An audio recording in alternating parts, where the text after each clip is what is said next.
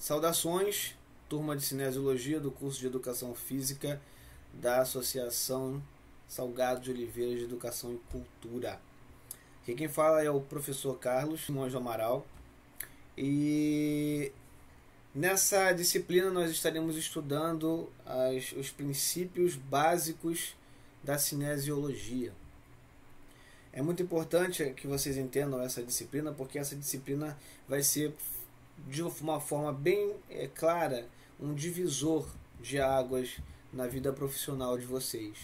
Porque é através da cinesiologia que vocês vão ter a possibilidade de descobrir, de desenvolver e, obviamente, raciocinar em cima de uma anatomia, em cima de uma cinesiologia, em cima de cargas de peso, cargas de força, entre outras. Então eu desejo a vocês um ótimo curso. Sejam bem-vindos então a essa etapa da vida de vocês, que com certeza é marcante, pode ter certeza. Quero me apresentar para vocês um pouco. Meu nome é Carlos Simões do Amaral, como eu havia falado anteriormente, e sou formado na Faculdade de Fisioterapia na Pestalozzi. Me formei em 2006 e desde 2006 eu passei a desenvolver alguns estudos relacionados à biomecânica. Tanto que a minha pós-graduação foi relacionada justamente à fisioterapia do trabalho e à ergonomia. De lá para cá, trabalhei com a fisioterapia convencional e com a ecoterapia, que é um trabalho muito legal, feito através de cavalos. O cavalo sendo um recurso terapêutico. Não atendia cavalos, pelo amor de Deus. Eu atendia pacientes e utilizava os cavalos como recursos terapêuticos para que eles pudessem ter algum benefício. Eles, os pacientes. Ok? Em 2011, passei a integrar a faculdade, a ZOEC, no caso a Associação Salgado de Oliveira, de Educação e Cultura, e passei a lecionar disciplinas como anatomia, disciplinas básicas do meio biomédico, como anatomia, fisiologia, neuroanatomia, neurofisiologia. Agora, atualmente, há uns 2 anos, tenho desenvolvido o trabalho com cinesiologia e também as disciplinas aplicadas à fisioterapia, que é justamente a formação que eu tenho de base. A partir de então, eu gostaria de deixar claro que estou aqui para ajudar no que vocês precisarem.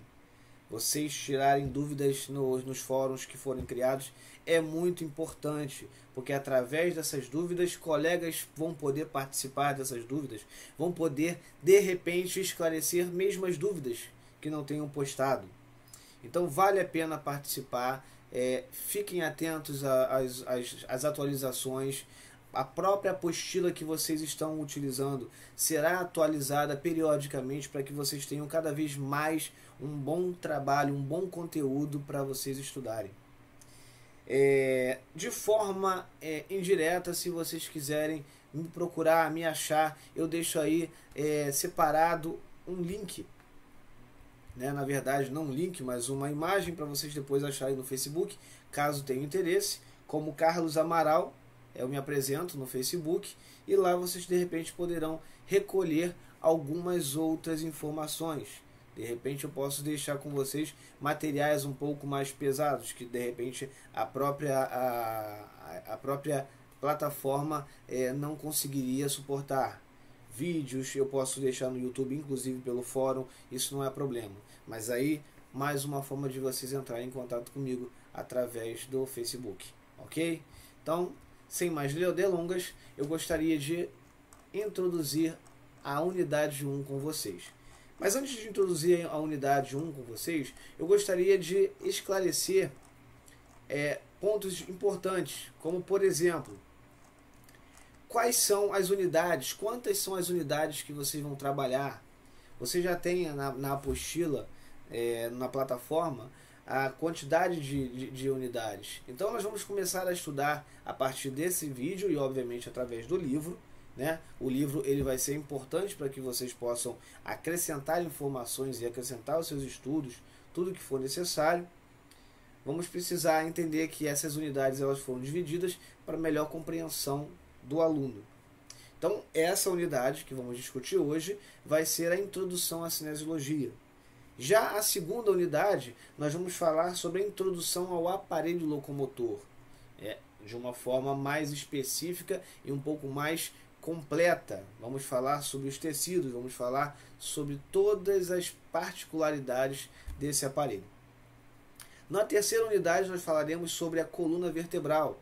Falaremos sobre as articulações, falaremos sobre as musculaturas, falaremos sobre as estruturas ósseas e as suas características. Terceira e quarta unidade, já falaremos sobre os membros superiores. Na quinta, falaremos sobre os membros inferiores, na mesma perspectiva que falaremos também com relação à unidade 3, sobre coluna vertebral.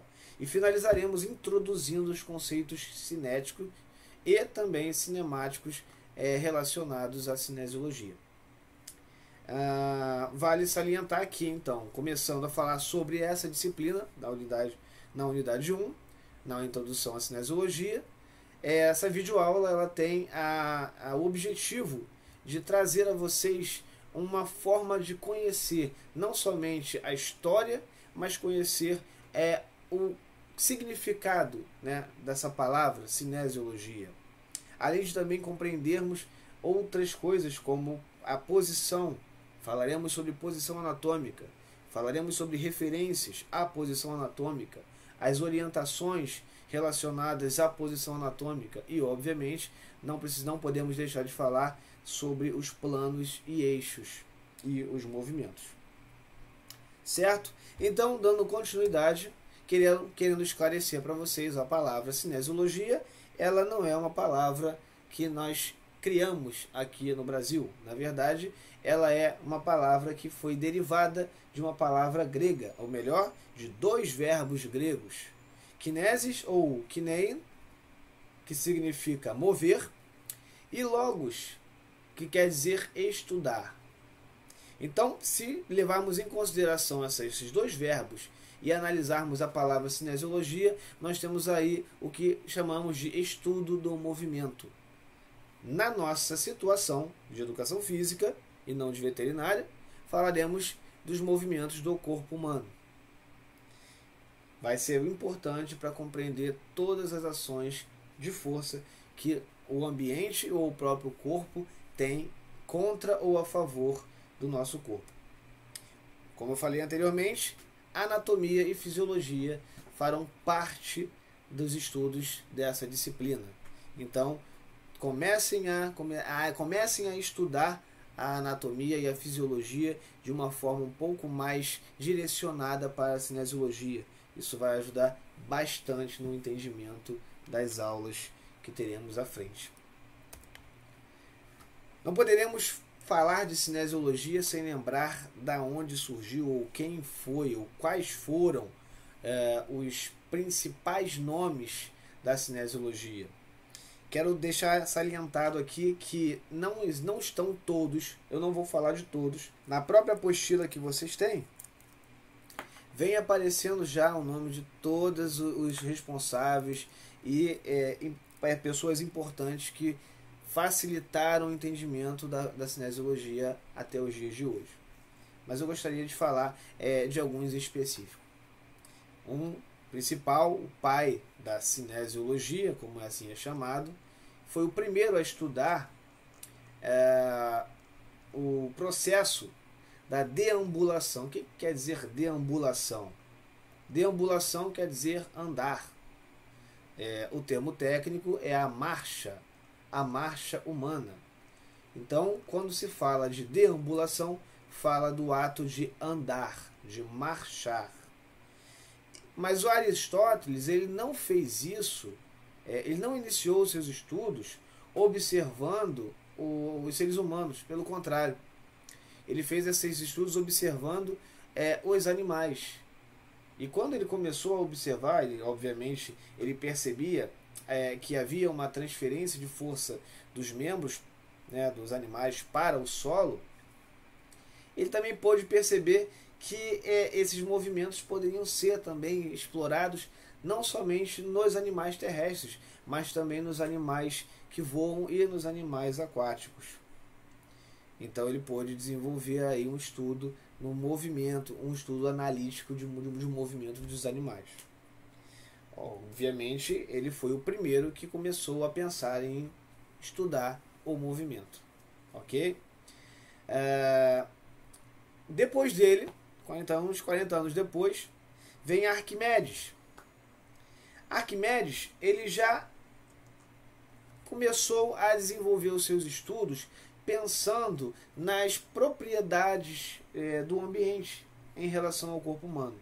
E uma delas foi justamente a propriedade aquática, onde ele pôde perceber que havia uma flutuabilidade de um corpo dentro da água. E aí, obviamente, falamos de um corpo humano, não de uma pedra. Obviamente, a pedra não flutuaria, pelo contrário, desceria até o fundo do recipiente, ou da banheira, ou da piscina. Então Arquimedes ele pôde desenvolver um trabalho dentro da água e perceber que a água gerava uma ação mecânica. Ação essa muito importante para ser analisada através de futuros estudos dele, que foram através das alavancas. Então Arquimedes ele percebeu que através de braços maiores de alavancas e um ponto de apoio, um ponto fixo, ele poderia mover muitas das vezes objetos mais pesados do que a força que ele teria, porque através de um pedaço de madeira, um pedaço de pau, ele conseguiria ganhar vantagem mecânica em cima disso. Só para vocês saberem, se já não sabem, Arquimedes foi justamente o homem que disse: dê-me uma alavanca e um ponto de apoio e levantarei o mundo. Então foi Arquimedes que falou essa frase. Depois de Arquimedes nós temos uma outra pessoa também grega, porém vivendo em Roma, que pouco conhecido pelos estudiosos da cinesiologia, mas muito conhecido pelos profissionais que hoje nós chamamos, profissionais esportivas romanos, que hoje nós chamamos de gladiadores. Ele foi muito conhecido. Inclusive, Galeno foi considerado, pela própria história, como o primeiro médico da equipe da história desportiva. Isso levando em consideração os gladiadores como atletas, certo? Então ele observava as ações dos gladiadores e tratava e cuidava da saúde dos mesmos. Interessante que ele também dava palpites em como que os gladiadores poderiam desenvolver um pouco mais de força ao atuar nas arenas. Depois de Galeno vieram outros nomes interessantes, vieram outros nomes importantes e que vieram a gerar uma coletânea tão boa que depois, lá para 1642, surgiu um nome novo, o famoso Isaac Newton. Ele recebeu essas grandes contribuições e pôde avançar de uma forma muito grandiosa na cinesiologia e, obviamente, na física, que hoje é conhecida. Então, a história ela é muito importante também para entendermos como que se desvendou ou se desenvolveu o processo de estudo da cinesiologia.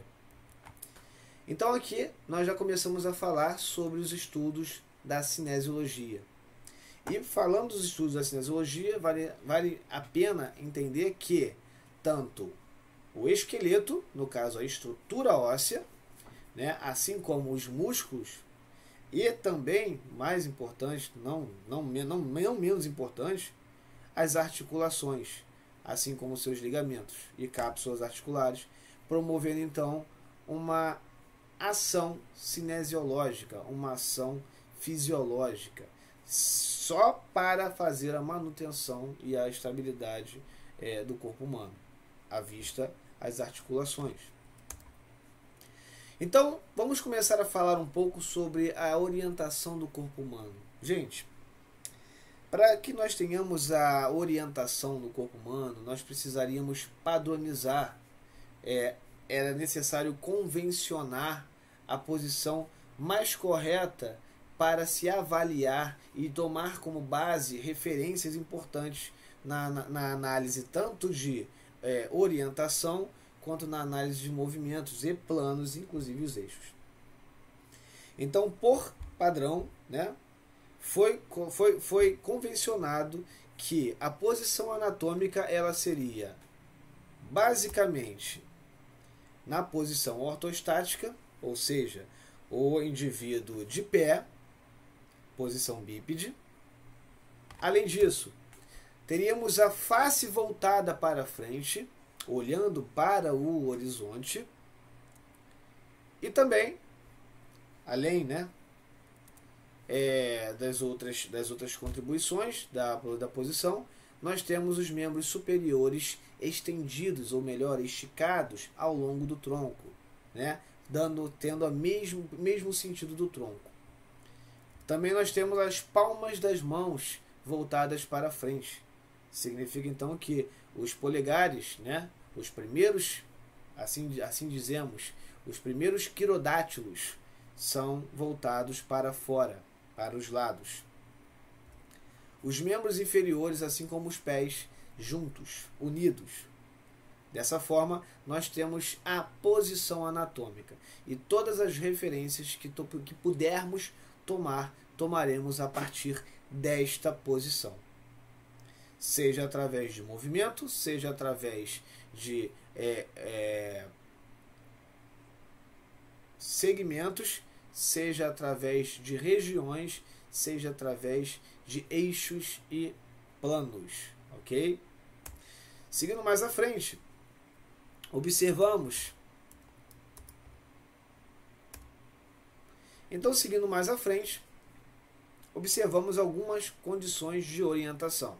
Uma delas é dentro da anatomia e, obviamente, da posição anatômica, nós temos os termos direcionais. O que na verdade esses termos direcionais nos dizem?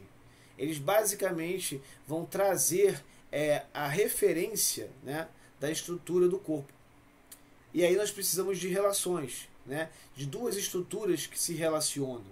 E aqui nós podemos ter o exemplo da coxa e do joelho. Então podemos dizer que, em relação à posição anatômica, o joelho ele está mais distante do que a coxa. A coxa está mais próxima do tronco do que o joelho. Então podemos dizer que o joelho ele é distal à coxa. Também temos os termos regionais.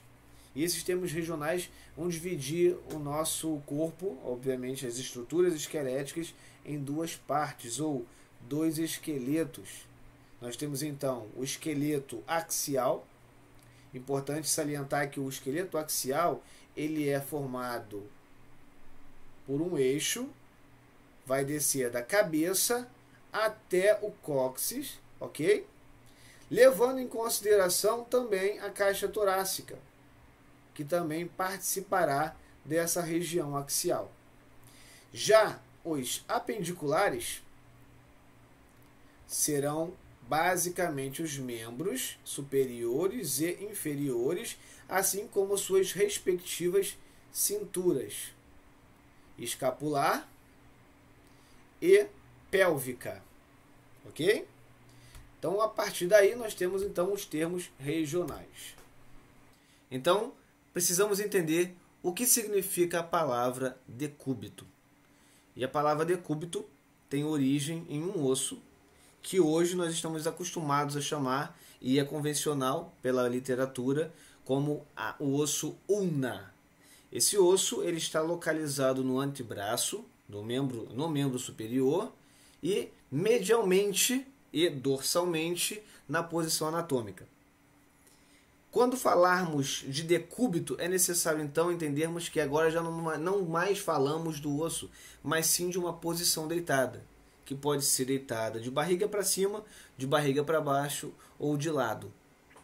E aí, óbvio que, pensando nisso, começamos a pensar em como relacionar isso na condição técnica.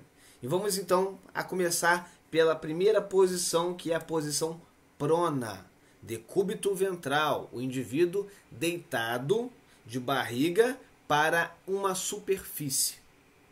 Nesse caso, a superfície pode ser uma maca, pode ser o chão, pode ser uma cama. Mas o fato é que este indivíduo está submetido diretamente a uma superfície. A parte ventral ou a parte anterior do indivíduo está para a superfície. Decúbito ventral ou posição de prona. Temos também uma outra posição, é quando o indivíduo está deitado de barriga para cima, com as costas ou o dorso voltado para a superfície em questão. Então podemos dizer que é uma posição supina, ou ele está deitado em decúbito dorsal, aonde o decúbito faz contato direto com o solo ou com a superfície. E para finalizar, nós temos também o decúbito lateral.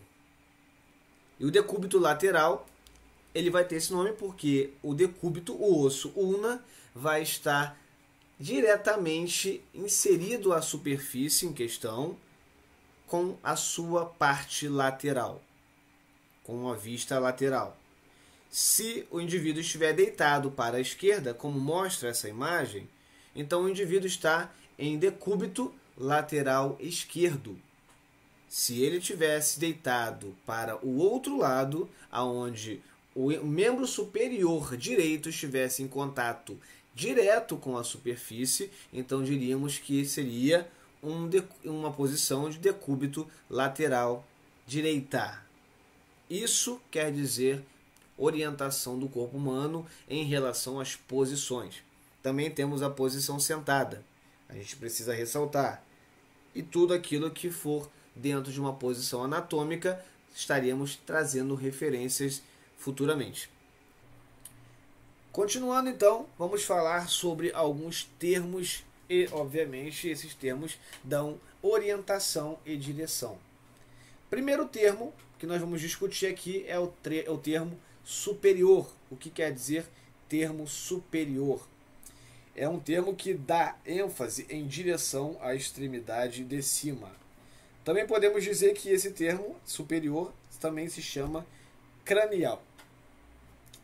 E, obviamente, vai dar uma definição de direção, de direcionamento até a extremidade cranial. Um exemplo que eu poderia dar com relação a isso é cabeça versus abdômen. Com relação ao abdômen, a cabeça ela está mais cranial ou menos cranial. Como ela está mais superior que o abdômen, nós dizemos que a cabeça ela é cranial ao abdômen ou superior ao abdômen. Ok? Segundo termo, inferior, setinha para baixo. Então dizemos que esse termo ele é inferior ou caudal.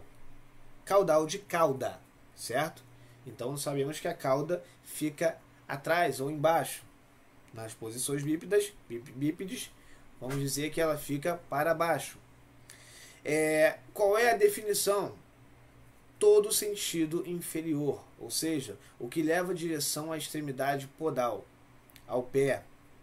Um exemplo, cicatriz umbilical e queixo. Relacionando cicatriz umbilical ao queixo, podemos dizer que a cicatriz umbilical ela está podal, ou está caudal, ou está inferior ao queixo. Com relação ao termo de direcionamento lateral, ou melhor, uma vista lateral, podemos observar que o indivíduo apresenta uma direção à frente. Chamamos essa direção à frente de termo ventral ou anterior. Então, um exemplo para isso seria botarmos um osso que temos aqui na caixa torácica, chamado de externo, e aqui atrás nós temos a coluna vertebral. Se relacionarmos o externo com a coluna vertebral, vamos dizer que o externo está anterior ou ventral em relação à coluna vertebral. Já o contrário, quando você joga para trás em direção dorsal, nós podemos dizer que é um termo posterior ou dorsal. A direção ela está indo para trás, para o dorso. Um exemplo seria aí colocar o coração e o externo em relação. O coração está mais atrás do que o externo. Então nós podemos dizer que o coração ele está dorsalmente localizado ao externo. Ou em relação ao externo, ele está dorsal. Termos de orientação e direção relacionados a uma linha média. Então o termo é medial. Significa então dizer que tudo aquilo que estiver em direção à linha média vai ser medial.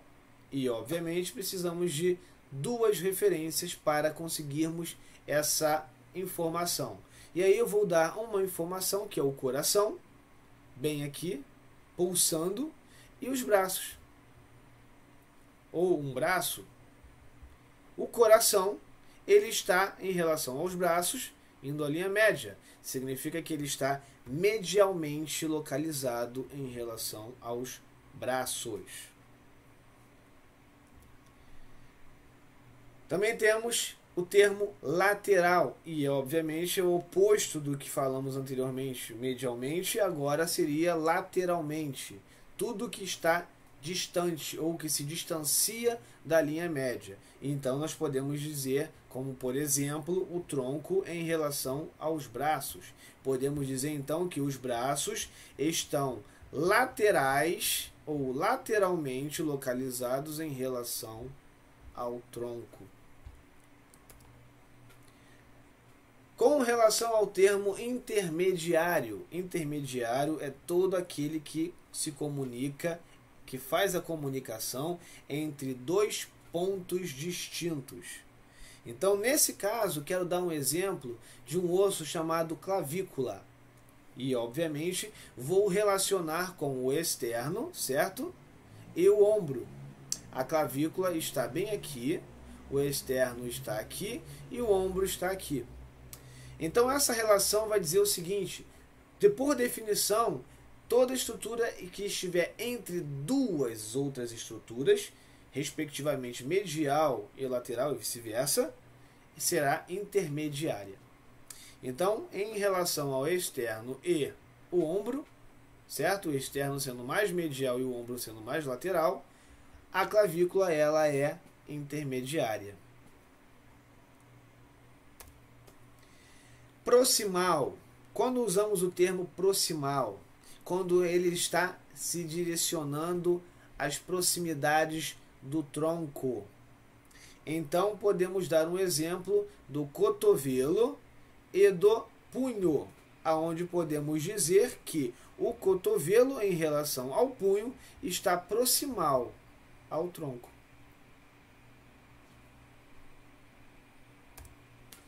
Distal, o contrário. O que era proximal antes, agora passa a ser distal. Então podemos aí dizer que aquilo que se distancia ou está distante do tronco.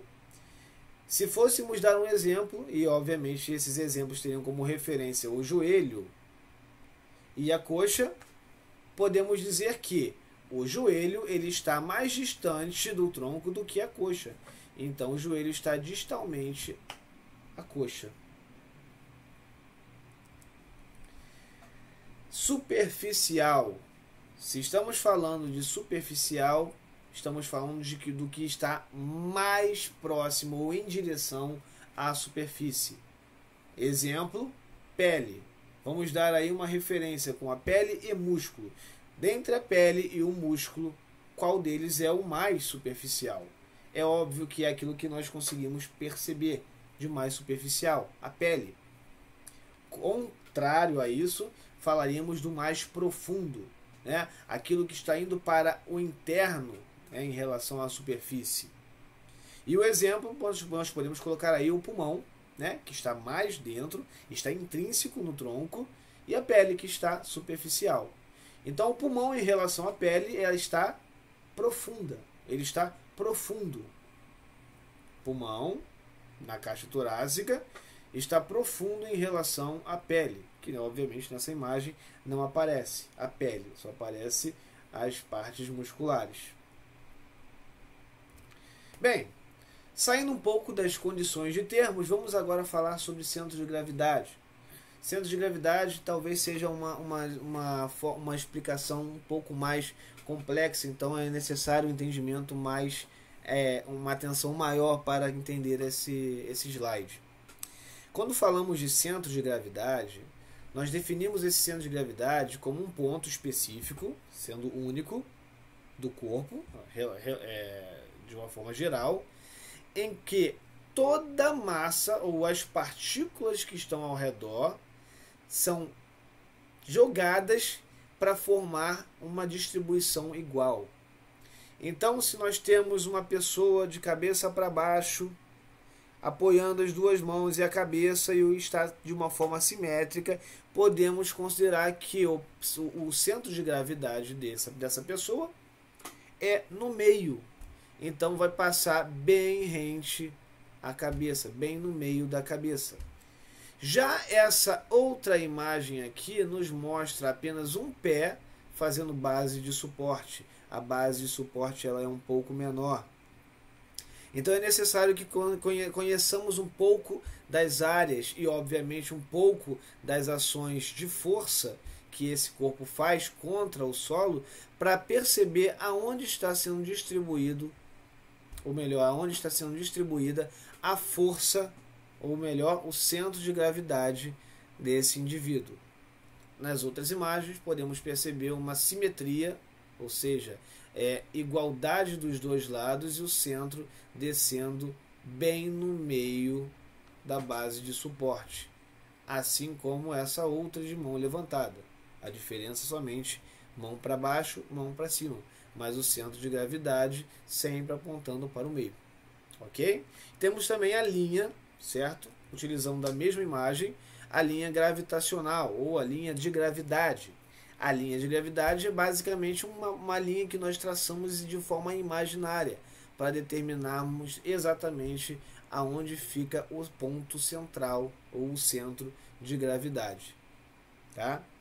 Essa linha não tem altura, essa linha não tem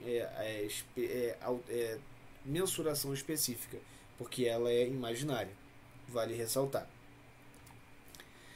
Outra coisa importante é falarmos sobre os pontos de delimitação. O que significam esses pontos ou planos de delimitação?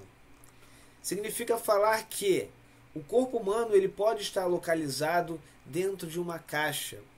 Todas as faces dessa caixa vão estar tangenciando a superfície do corpo humano. Então, a parte da frente da caixa nós podemos considerar como sendo o plano anterior ou ventral. E, obviamente, a parte de trás da caixa podemos considerar como posterior ou dorsal. Mas também temos, tangenciando as laterais, numa posição anatômica, os planos laterais. No caso aqui, levando em consideração a lateralidade do indivíduo à nossa frente e não a nossa lateralidade, podemos dizer que desse lado aqui nós temos o plano lateral esquerdo e desse outro lado o plano lateral direito, contrapondo a nossa lateralidade, pois ele está de frente para a gente. Temos também os planos que vão tangenciar tanto a região da cabeça quanto as regiões das plantas dos pés.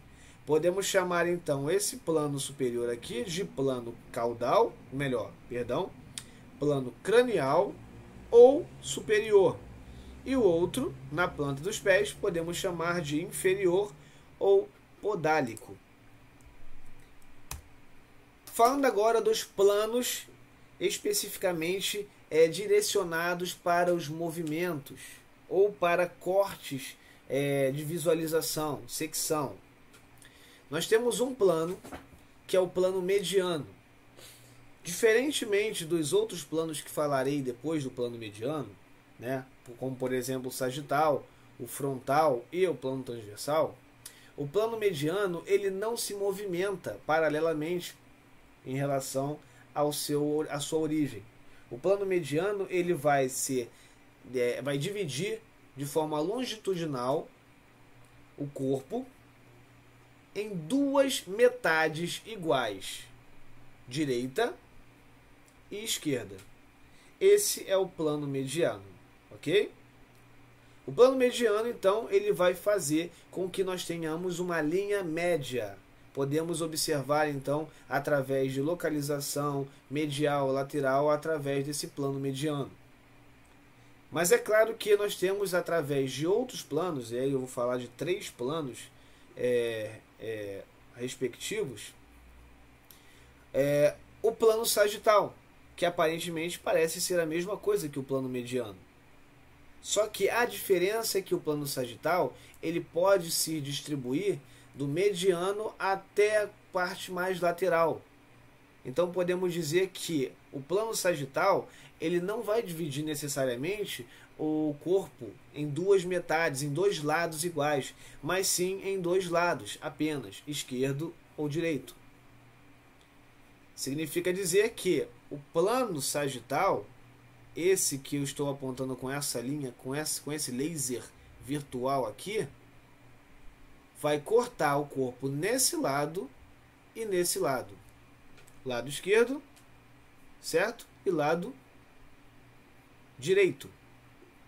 Então o plano sagital vai cortar o corpo em dois lados, um esquerdo e o outro direito. Partindo agora para um outro plano, esse plano aqui, ó, que vai também descer longitudinalmente, vai descer e vai dividir o corpo em uma parte anterior e uma parte posterior que não conseguimos ver nessa imagem. Mas basta entender que vai ser dividido em parte anterior e parte posterior. Chamamos esse plano de plano frontal, ou as suas secções como planos frontais ou coronais. Certo?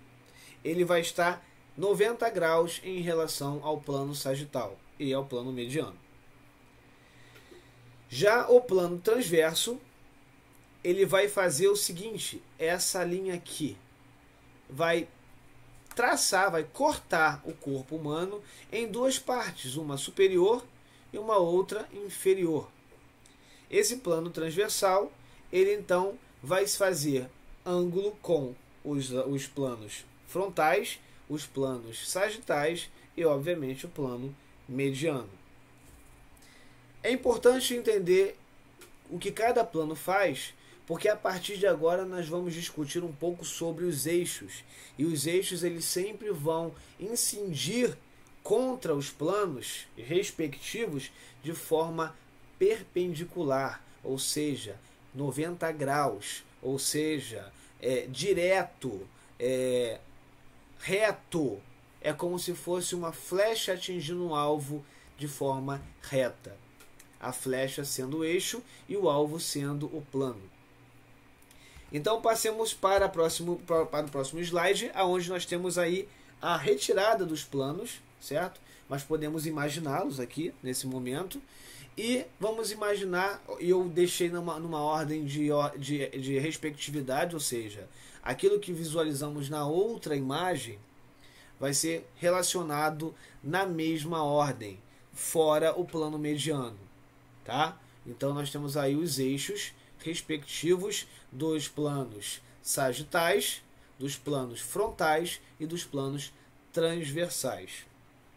Então, como mostra aqui nessas imagens coloridas, o vermelho sendo o eixo frontal ou transverso, lateral, significa que ele vai atravessar de um lado ao outro o nosso corpo e vai incidir perpendicularmente a um plano. E esse plano é justamente aquele que corta o ser humano em dois lados, direito e esquerdo. Então falamos do plano sagital. O eixo frontal ou transverso, ele vai incidir contra o plano sagital de forma perpendicular, 90 graus, reto. Eixo sagital, ele é antero-posterior, ele vai incidir contra o eixo, ou melhor, o plano frontal ou coronal. Então nós temos aqui o eixo sagital, que vai vir direto, de frente para trás, de trás para frente. O plano é exatamente o plano que divide a parte anterior da parte posterior. E por fim, nós temos o eixo longitudinal, como o próprio nome já diz, ele é longitudinal, ele vai em sentido crânio-caudal, ou caudal cranial. Esse eixo vai incidir contra o plano transverso ou plano transversal. Para que nós precisamos saber de eixos e planos? Fugindo um pouquinho agora das imagens de corpo humano, vamos tentar ser um pouco mais didáticos em relação a um eixo. O que na verdade um eixo é? Se por acaso você tem um carro, você deve saber que ele tem 4 rodas. E essas rodas estão presas a um rolamento. E esse rolamento está preso a uma base central, uma barra central, que nós chamamos de eixo. Então, temos aqui, por exemplo, e nos 3 planos diferenciados, o plano frontal, onde nós temos o eixo sagital, ok? Esse eixo aqui, que vai incidir de frente para trás, permitindo que haja uma rotação nessa visualização aqui. Já pegamos aqui de uma forma oblíqua, mas se tivesse de frente a gente só ia observar essa partezinha da roda. O eixo ele atravessa o buraco da roda, permitindo que haja um movimento em sentido anterior e posterior, o que vai nos remeter a um movimento específico desse plano. E nós temos aqui o que seria o plano transversal, a roda numa localização transversal e o seu eixo cortando longitudinalmente. Então os movimentos da roda auxiliam no entendimento dos planos e eixos. Obviamente, depois de falar sobre isso, cabe a nós falarmos sobre alguns movimentos específicos. Bem, com relação aos movimentos, é importante lembrarmos que alguns movimentos eles participarão diretamente de um plano e, obviamente, do seu respectivo eixo específico. Por exemplo, esse movimento que estou trazendo para vocês é um movimento de flexão do cotovelo e extensão do cotovelo. Movimento de extensão, flexão e extensão, eles vão basicamente necessitar de um eixo e de um plano para conseguirmos entender qual é o plano e qual o eixo desse movimento. Então, se colocarmos atrás um quadro, perceberemos que observamos apenas um dos lados do indivíduo. Nesse caso, o lado direito do indivíduo. O plano ele vai estar separando um lado do outro.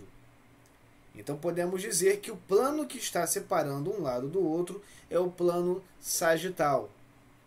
Podemos dizer então que a flexão e a extensão, seja de qual membro for, seja do tronco, seja da cabeça, seja do próprio pescoço, serão realizados dentro desse plano sagital, onde o eixo é o eixo látero-lateral ou eixo frontal, ok? Outra coisa, a flexão ela sempre vai se aproximar do segmento e a extensão vai sempre afastar os segmentos.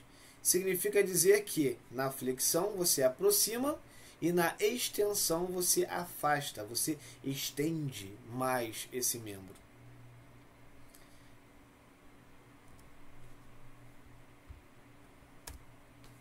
Bem, falando agora sobre o movimento de abdução e adução. O movimento de abdução e adução é um movimento que vai participar do plano e do eixo respectivo frontal e anteroposterior ou sagital. Vamos lá, devagar. O plano ele vai ser o plano frontal, aquele que vai dividir a parte anterior da parte posterior, ou parte ventral da parte dorsal.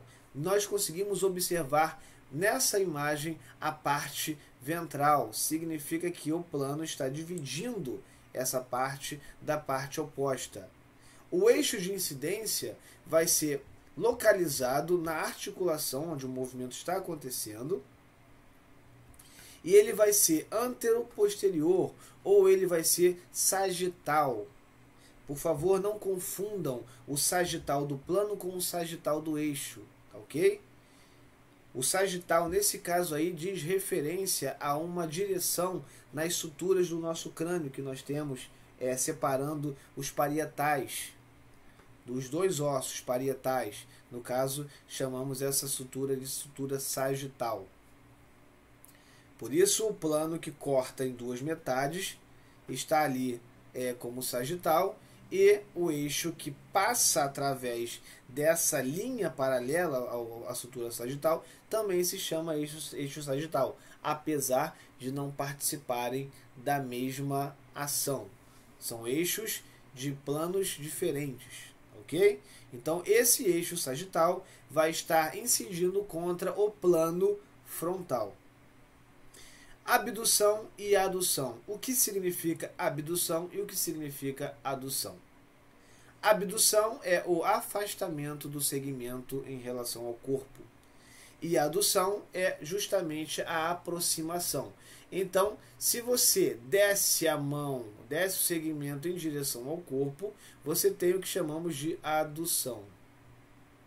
Se você sobe, afasta o segmento em direção a parte distal, ou melhor, se você eleva esse braço ou segue esse braço à distância do tronco, você tem uma abdução. Já os movimentos de rotação interna e rotação externa. Nós temos aí na rotação interna ou rotação medial um movimento que acontece na direção da linha média, para dentro.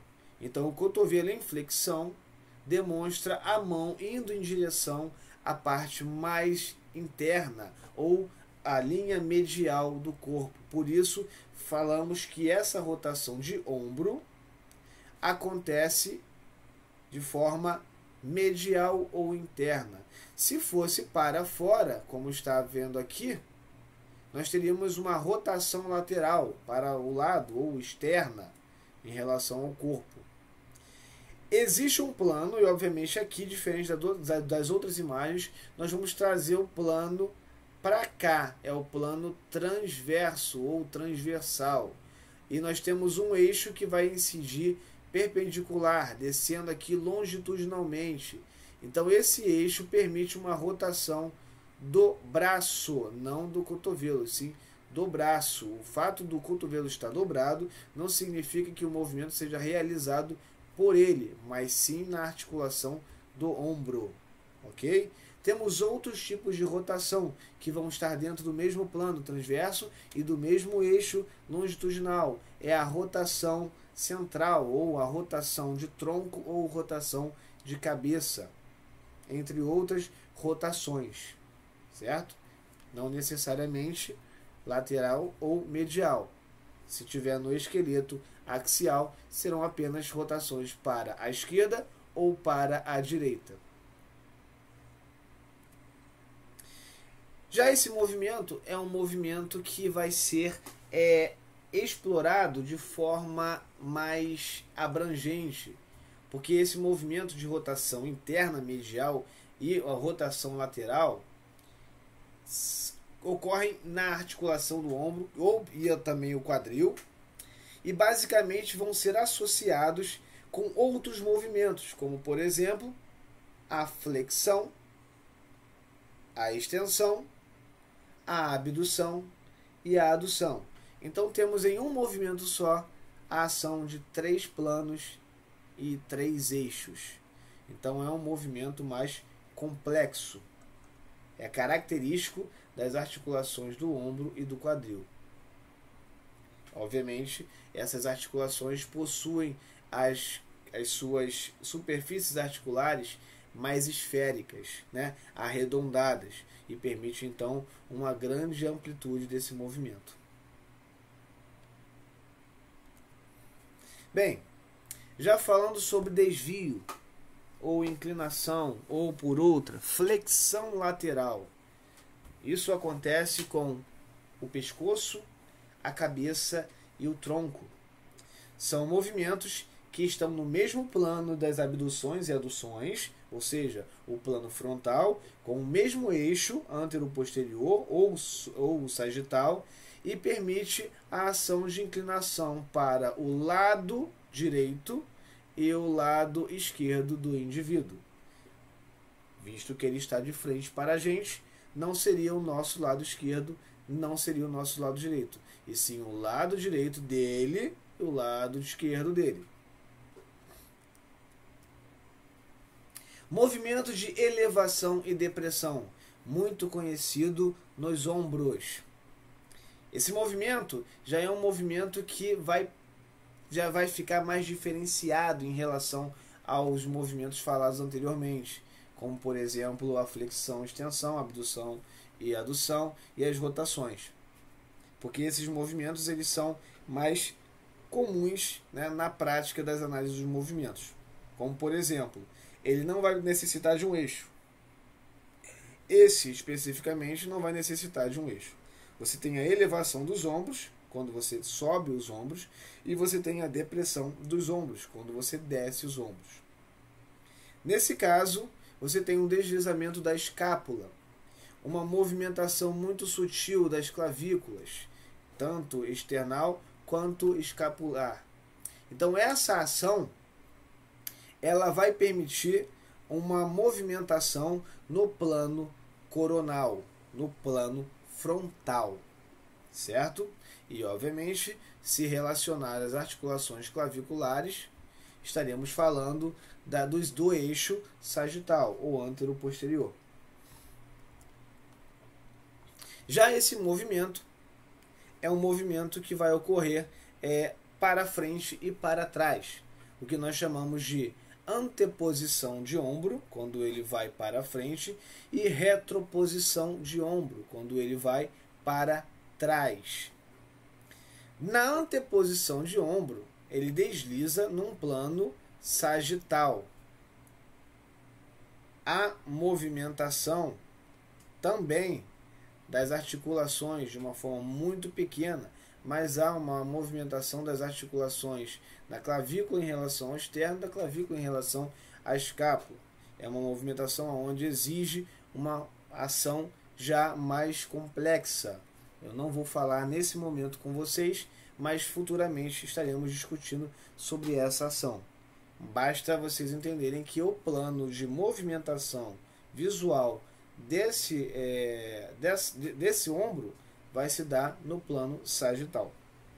Observe que quando você faz uma anteposição, o ombro vai para frente, necessariamente as escápulas elas acompanham o ombro, fazendo com que haja um distanciamento entre elas. E, obviamente, quando você faz uma retroposição do ombro, o que vai acontecer é justamente o contrário. As escápulas, posteriormente, visivelmente aqui, estarão localizadas mais próximas. Com relação às rotações inferior e superior das escápulas, nós vamos tomar como base o ângulo inferior das escápulas, certo? Então, o ângulo inferior das escápulas está embaixo, está inferiormente. Significa dizer que toda vez que eu tiver uma rotação inferior, eu tenho a descida desse ângulo inferior. As escápulas tendem, pelo menos os ângulos das escápulas, tendem a se aproximar. Já numa rotação superior, nós percebemos um afastamento dos ângulos inferiores das escápulas. Esse afastamento se dá por conta de uma abdução que ultrapasse o grau de 90, ou seja, ele ultrapassa 90 graus de abdução, fazendo necessário então a ação das escápulas. Isso é a rotação inferior e rotação superior, onde nós temos aqui o ângulo inferior e nós temos aqui o eixo para podermos analisar o plano em que se encontra. Nesse caso, também o plano coronal. E o eixo vai ser o eixo sagital, ou antero-posterior. Já os movimentos de protrusão e retrusão são movimentos mais conhecidos pela articulação temporomandibular. Como podemos observar, existe uma diferença entre as duas. Essa parte aqui, onde o laser está apontando, se chama processo condilar da mandíbula. Esse processo condilar, ele tem uma faceta articular. Ela é convexa e precisa de uma congruência, ou seja, de uma região côncava para se articular. Obviamente, vamos analisar no futuro as articulações temporomandibulares. Vamos discutir o disco que existe, né? O disco articular que existe, que pode promover uma congruência entre facetas iguais, mas a princípio precisamos entender que a articulação ela é nessa faceta articular temporal com o processo condilar. Nesse momento temos um avanço da mandíbula para frente, o que chamamos isso de protrusão, quando o processo condilar sai da cavidade articular. E no retorno, e excedendo um pouco mais, e óbvio, ainda mantendo-se dentro da cavidade articular, mas deixando um espaço, temos o que chamamos de retrusão, quando é o retrocesso dessa mandíbula. Então esses são os movimentos mandibulares, protrusão e retrusão. Já os movimentos de antiversão, ou em algumas bibliografias, como chamamos, anteroversão, também temos a retroversão. Mas vamos nos basear como antiversão, para vocês terem mais facilidade nos estudos. A antiversão, ela vai fazer com que haja uma referência se anteriorizando. Vamos localizar a referência. Primeiro vamos saber que tipo de articulação ou que estrutura estamos vendo. Estamos olhando numa imagem e em outra o mesmo lado, a mesma estrutura, só que em movimentações, em posições articulares diferentes. Podemos observar essa estrutura que eu mostro para vocês como o fêmur e podemos observar essa outra estrutura que nós chamamos de ossos do quadril. São fusões de 3 ossos: o ilho, o isquio posteriormente e o pubis anteriormente. Significa dizer que aqui nós temos o que nós chamamos de espinha ilíaca antero-superior, porque logo abaixo teríamos a espinha ilíaco antero-inferior. A espinha ilíaca antero-superior, ela vai ser a referência para nos mostrar se a movimentação ela está em antiversão, ou seja, para frente, ou em retroversão, ou seja, para trás. Observe o sacro nessa região e observe o sacro nessa outra posição. O sacro nessa posição mostra que existe uma inclinação dos ossos do quadril para frente. Então, essa ação nós chamamos de anteversão. Já aqui percebemos que a espinha ilíaca antero-superior está mais para trás e para cima. Significa que houve um giro levando os ossos do quadril para trás. Então, nós temos uma retroversão. Ficando claro, nós temos aqui uma articulação coxofemoral, ok? Do lado direito do paciente, ou do lado direito do indivíduo.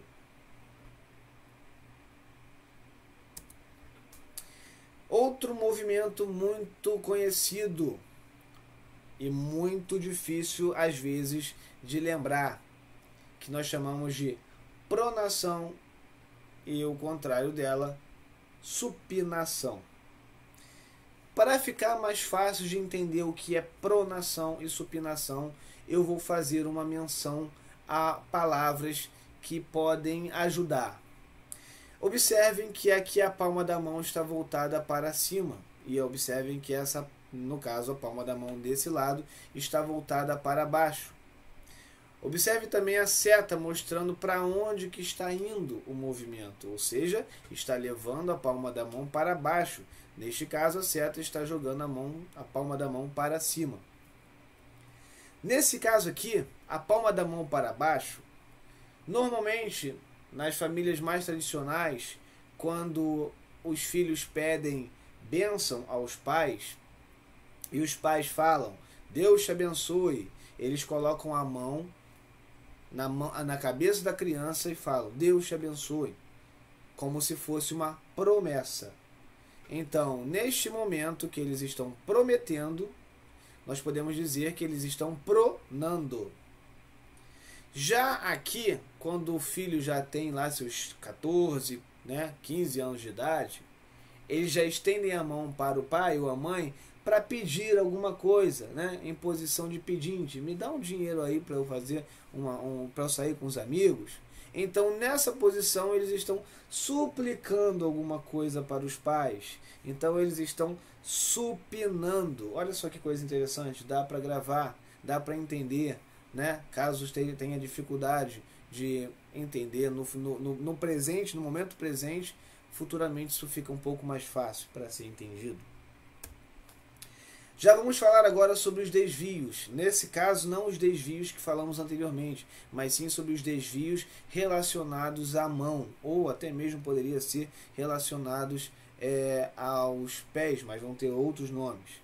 Mas nesse caso, nós temos aí uma posição neutra e, obviamente, a partir dessa posição neutra, um desvio para um lado ou um desvio para outro lado. Não sei se na anatomia vocês lembram, mas eu vou lembrar com vocês aqui. O rádio, ele está localizado lateralmente ao tronco. Significa que ele está neste lado. Essa mão aqui, a palma da mão voltada para cima, mostra que é uma mão esquerda. Então, a mão esquerda, nós temos lateralmente o rádio. Vamos considerar que o dedão, ou o primeiro quilodátilo, seja a antena do rádio. Não esqueceremos mais que o rádio está lateralmente. Se o dedão está se aproximando do rádio, nós temos um desvio em direção ao rádio. Dizemos então que existe um desvio ou flexão radial. Obviamente, o contrário, se o quinto quilodátilo entrar em ação, em contato com o osso oposto, o osso mais medial, que é a ulna, nós teremos então um desvio ulnar. E assim nós conseguimos entender a diferença entre os desvios respectivos. Com relação à dorsiflexão e plantiflexão, o sentido da flexão, seja ela dorsal ou plantar, vai ser referente às regiões para onde está havendo movimento. Se o movimento está fazendo com que os dedos e, obviamente, o dorso do pé suba em direção ao próprio dorso, dizemos então que isso é uma flexão para o dorso ou uma flexão dorsal. O contrário, se nós queremos levar os dedos e os pés em direção à planta dos pés, nós chamamos essa flexão de flexão plantar ou plantiflexão. Movimentos de inversão e eversão. Basta entender que in é dentro ou para dentro e e é para fora. Esse pé que nós estamos vendo de frente para a tela mostra que é um pé esquerdo.